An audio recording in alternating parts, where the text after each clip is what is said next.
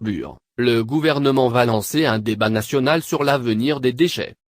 Le gouvernement prend les choses en main à Bure, Meuse, où la contestation contre un projet d'enfouissement de déchets nucléaires ne faiblit pas.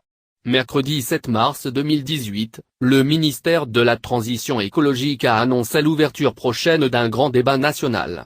L'enjeu posé sur la table, que faire des déchets radioactifs ?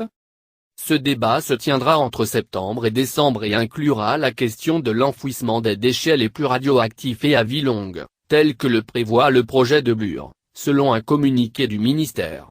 Un précédent débat public s'était déjà tenu dans la Meuse et en Haute-Marne en 2013 et en 2014. Selon le secrétaire d'État Sébastien Lecornu, les traits pour comme les traits contre s'accordent sur le manque de concertation sur le projet. Tous m'ont redemandé un débat. Et je me dis qu'il faut le refaire, a-t-il reconnu.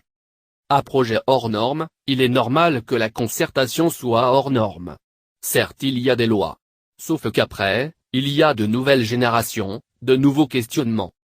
Le gouvernement prévoit aussi d'ici l'été l'ouverture d'un centre de ressources en ligne ouvert au public.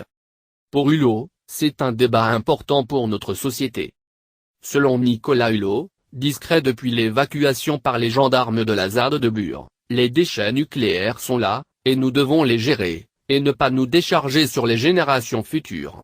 Nous n'avons pas de solution miracle pour les faire disparaître, selon le communiqué du ministère.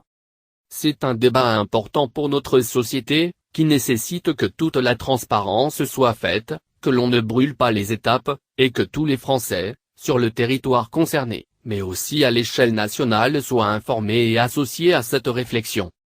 Gramps demande le retrait des gendarmes à Bure.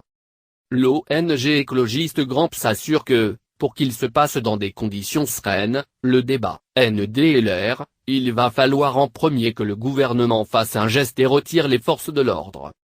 Discuter de la forme et du processus de CIGEO ne nous intéresse pas, nous voulons son abandon, a réagi l'association de défense de l'environnement, spécialiste des risques liés au nucléaire et à ses déchets radioactifs.